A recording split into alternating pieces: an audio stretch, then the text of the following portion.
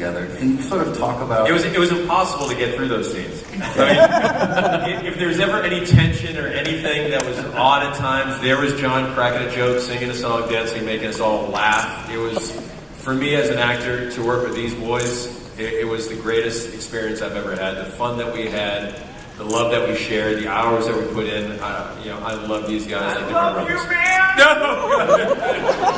But I do. They're my boys. I had their children. What?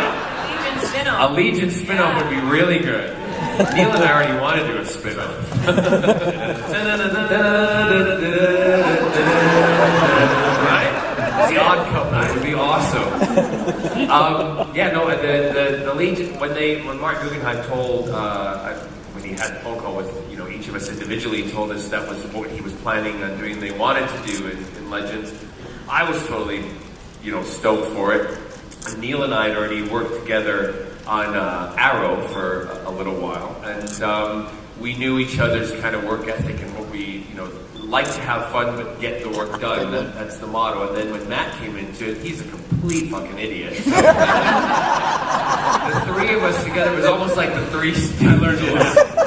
But it was exactly like, it wasn't almost like it was the Three Stooges. Mo, Larry, Curly. Right? Yeah, and we tried to taking things seriously. Again, you're in the most unreal situations in those. I mean, come on.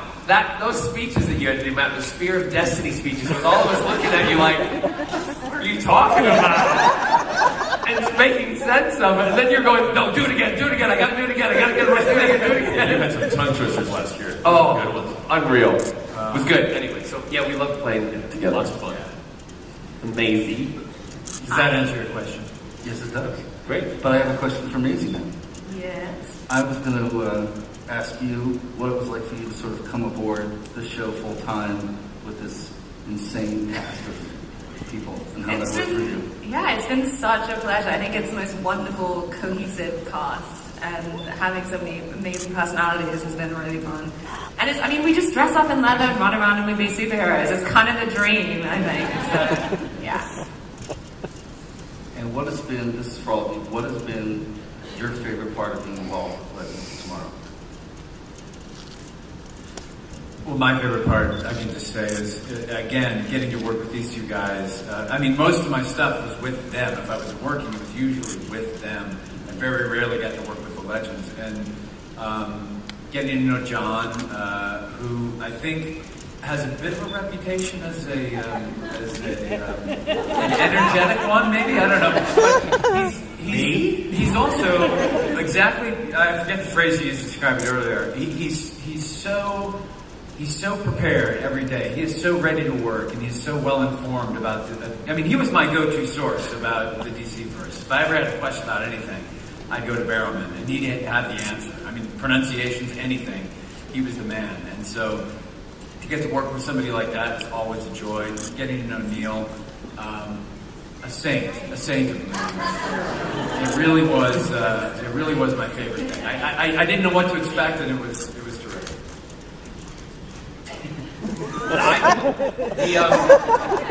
Are you going?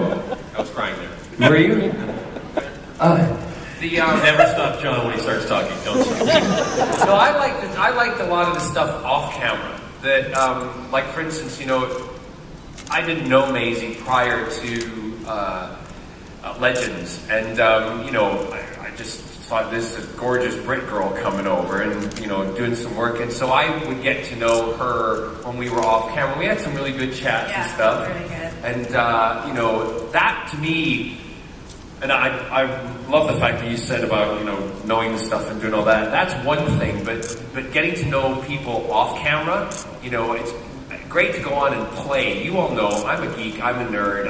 It's like a dream job for me to dress up and be Malcolm Merlin or be Captain Jack Harkness. It's just awesome because I'm the one, like a lot of you, as a kid who played in the basement with the action figures, hiding from other kids because I didn't want to get beat up.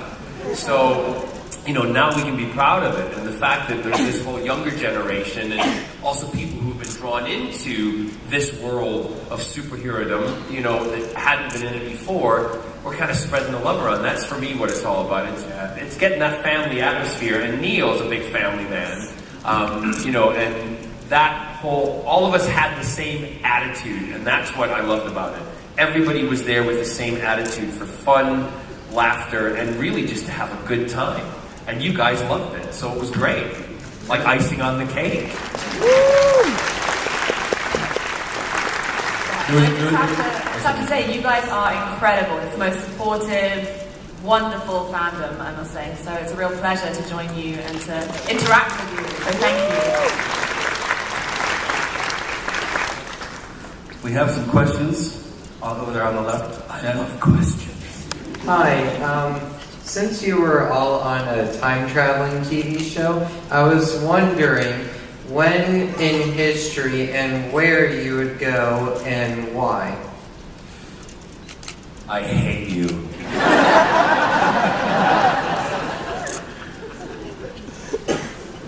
I said it yesterday, I loved going to the 30s and having Damien Dark laugh at the stupidity of the Nazis. That to me, it was so much fun, and learning how to speak German and being in those outfits at that time. And that was the first episode that we did, and I did on Legends, and it was a great start for me, and it really started a difference between my character and Arrow, which you all know. He was very serious. Damien Dark on Arrow was a much more serious character.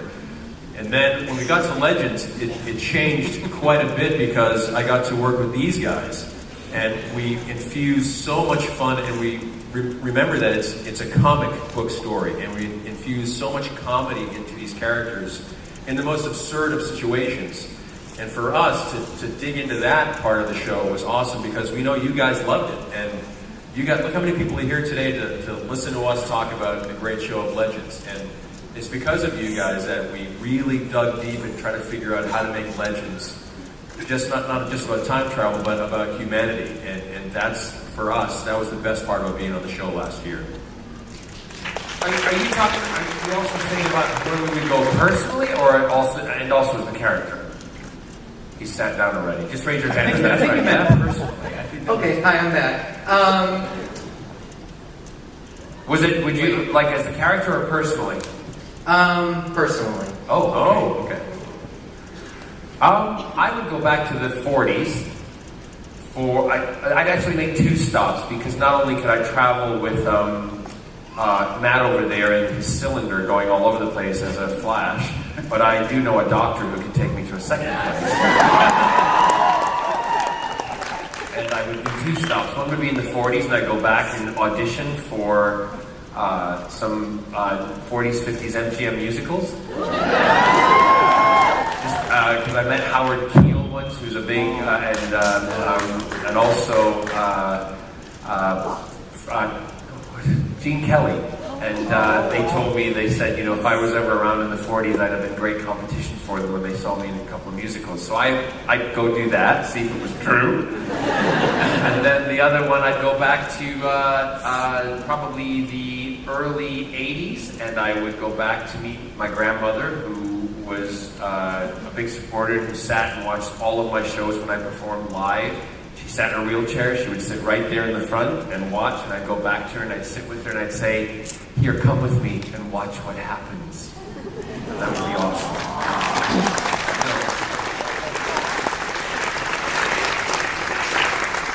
I'd probably go back to like the late 60s, early 70s, Summer of Love era, when there was just that perfect convergence of drugs and sex. Isn't that called Dragon Con?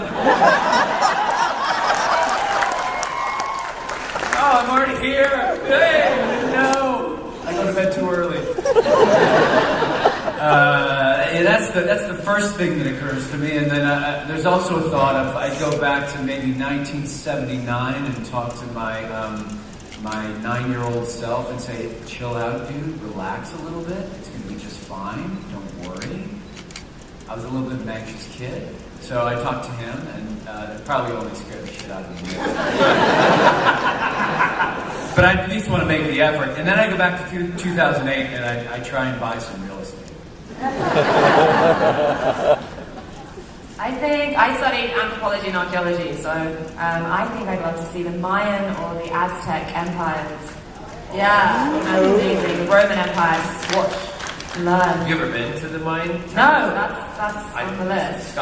My husband Scott took me, and we climbed them, and also went into them. There's a bit you go right through that it's like real. I'm claustrophobic, and I did it because he wanted to do it. That's love. And I walked through then we got out into this like expanse, but we could only stay a little bit, and then you have to walk out the other side through brick walls, and all you can think about is around you.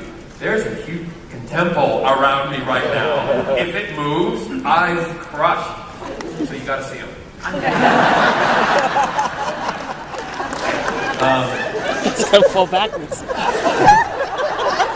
Send me somewhere where you die. True Legion. I would go back to March 17th, the year 2000, and it was a day that I met my beautiful wife, Reve, who's sitting over there right now. And what I would love to do is sit in the car before I met her and think about a better pickup line than I used. Although it worked, and we've got 5 beautiful kids, I would still love to just sit there and watch her for at least 1 minute and then come up with a better pickup line. And that's where I was. Yeah, what was the line? What was it? Gee, you're tall. My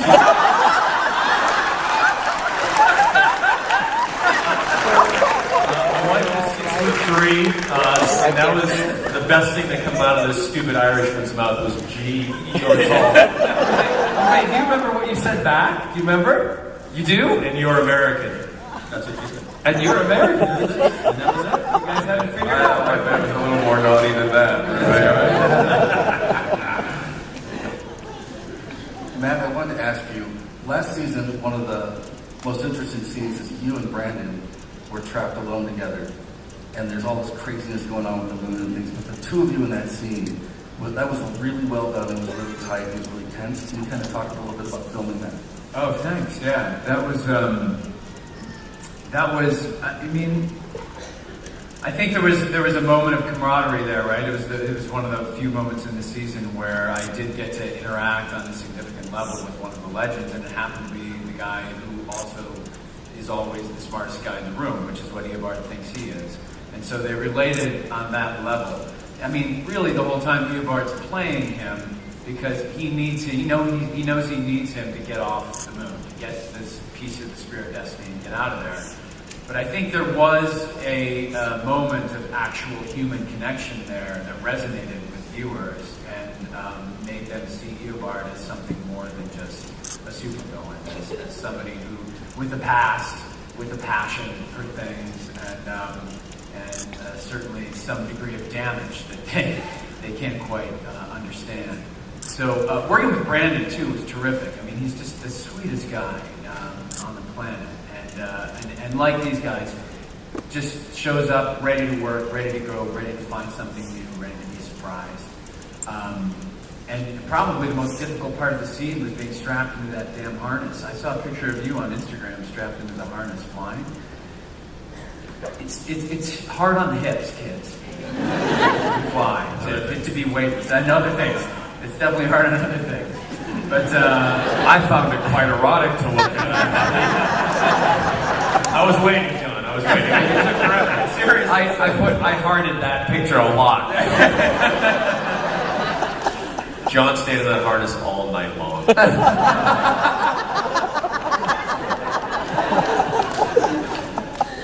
So yeah, it was about Brandon, but I've lost my train of thought. But it was great. It was great, yeah. And we have a question on this side over here.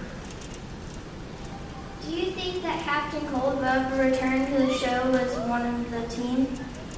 Oh, you did for Maisie, huh? Yes, I do. I think he is. I think we're going to see him come back this season, and we'll see him in a new light, which is going to be interesting. He might not be as evil as he was in season 2. So, yeah, he's definitely coming back.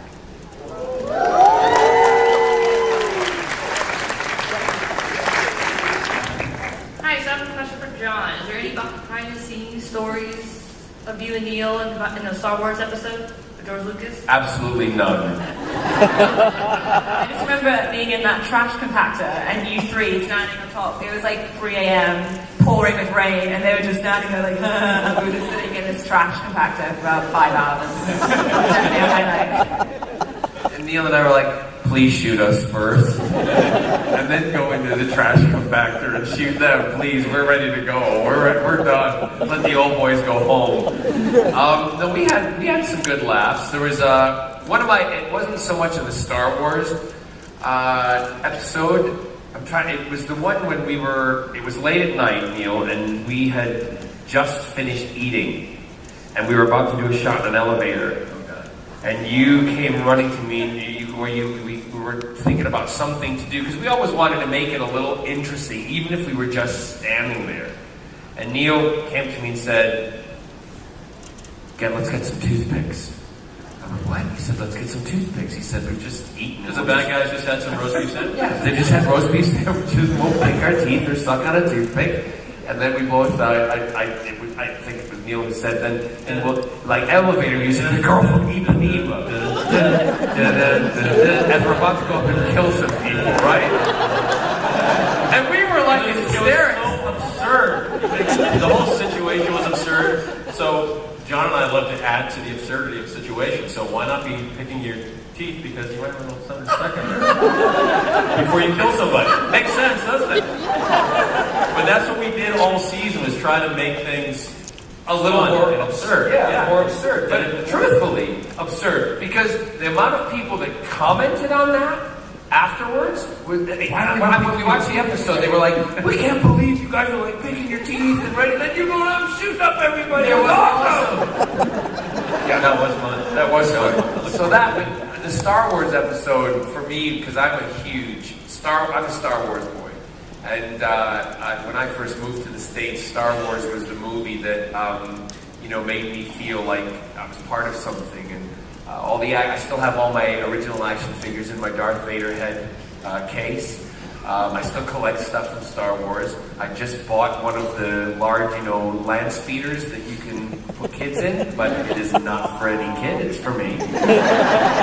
I'm gonna drive around my driveway on that.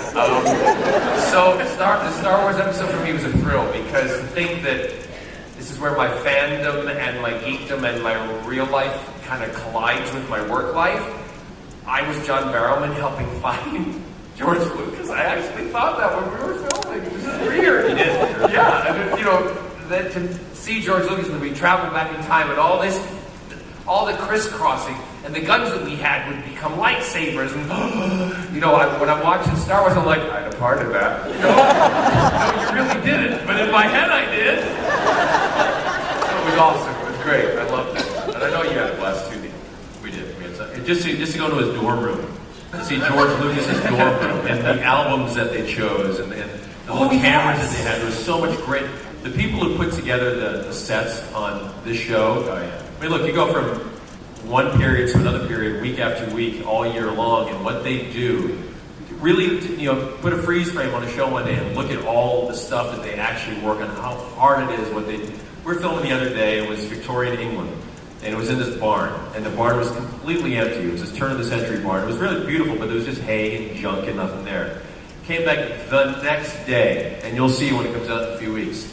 It was incredible what these guys do 24 hours a day, around the clock, working their butts off to make sure they're also telling the truth. And that's the great thing about Legends of Tomorrow, is that not only is it just the actors and the writers really trying hard to tell the truth for everyone here, but it's the people behind the scenes that work their tails off. And my wife said something earlier to me that was, this is a time travel show, but the one thing that it makes me realize when I'm doing it is to be so present and in the moment. And I think we forget as human beings to be totally in our moment, to be the best that we can be right now, always.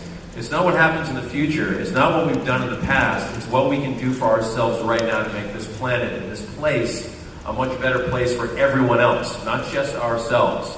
And that's what I love about doing Legends, because it makes me think, how can I be a better person right this very second? And that's why I love doing this show.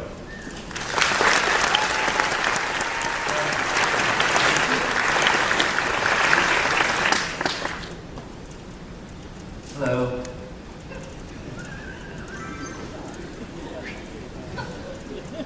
Hello. Sorry. How you doing? You really want to know what we said, don't you? You'll never find out. Something went missing from the set. Some albums. Hey, 19. That was it. It was Steely Dan. Steely Dan. We were singing that song. See, we've started. Sorry. This is what I had to put up with all last year. I'm going to ask him to do the same thing. Shut up. I love the show. And unfortunately, though, John Barrowman, I missed the John Barrowman show yesterday because of my wife and scheduling issues. Wife is more important. Definitely.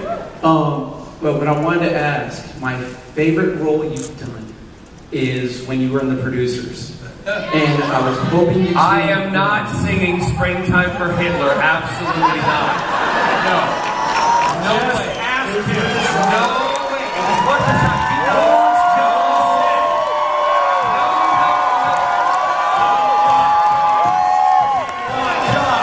We want John. No, I can't. We want John. We want John. We want John. Come on. Anything. It's not politically correct. I can't sing it. At this climate, I cannot frickin' sing that song. No, I was asked in Germany, of all places. I was in Stuttgart, Germany, and a guy stood and said, "I'm a very big fan of yours." He was actually from Pakistan there, but he said, "I'm a very big fan of yours. Would you please sing Springtime for Hitler?" And I went, "No! In Germany, sing it with you guys?" And everyone's going, "No way!" I can't. It's one song that I just cannot sing. Yes. Don't hate me! If you sing it with me, I can do it. And springtime for Hitler and Germany. Ba-ba-da-ba. That's all I'm doing.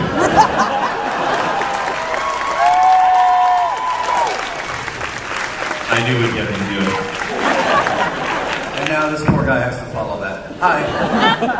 Tough act to follow. My question is also for John. It's a hypothetical one.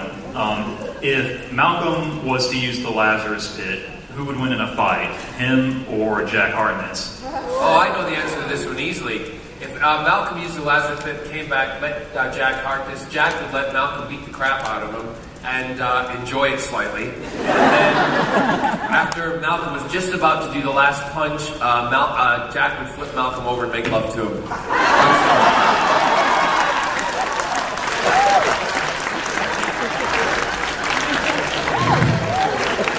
Twist. I didn't see that coming. Nobody does. Not even Merlin saw it coming.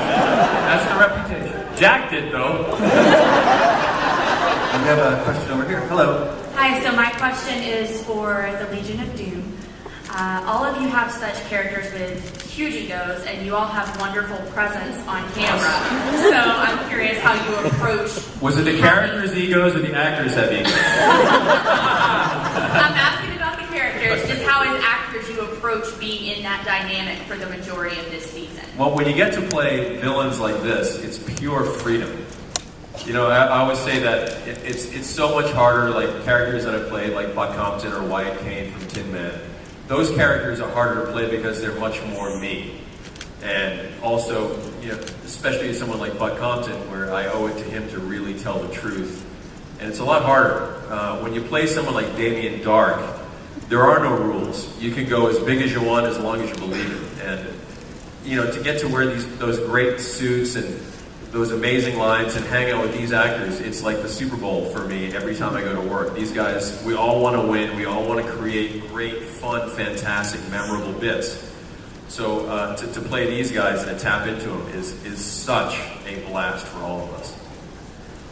The big egos, yeah, that's what made it work, really. I mean, those things bumping up against each other. Wow, that sounded dirty. Waiting for John to jump in. Yeah, but the fact that each of us needed something out of the relationship made it work. You know, these guys, we were all either dead or about to die or being chased by death. and one of us couldn't do it.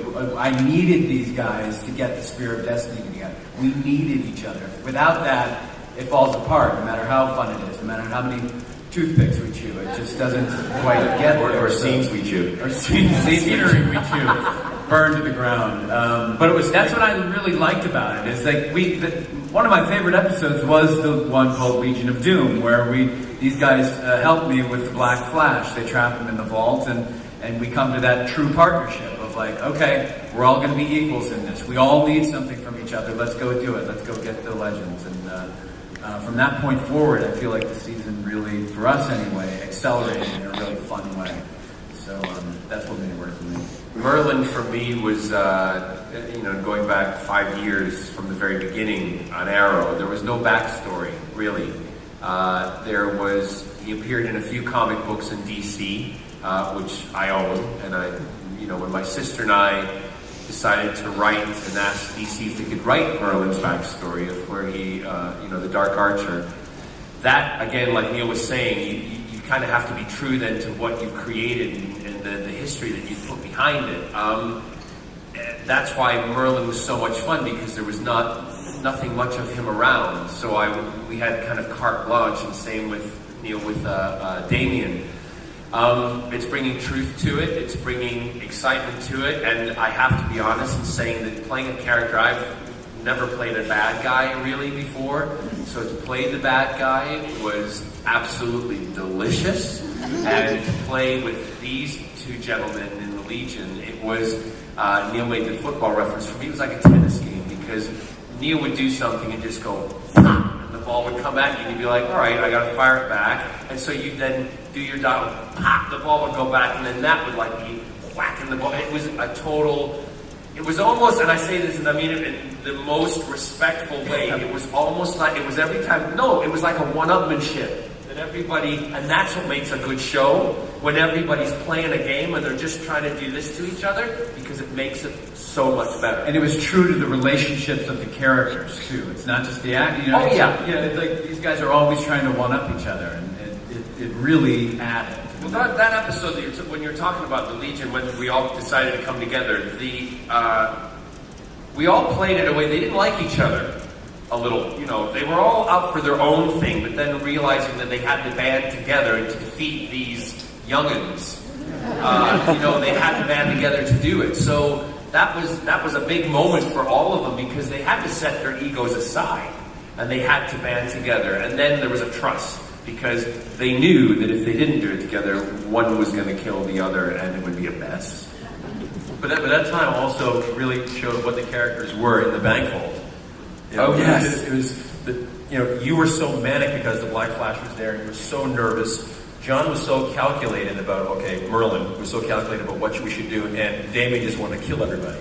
But it was we all knew our jobs, and then when we all came together, as much as we didn't like each other so much, we had to trust each other to build this trio, and it worked so well on camera.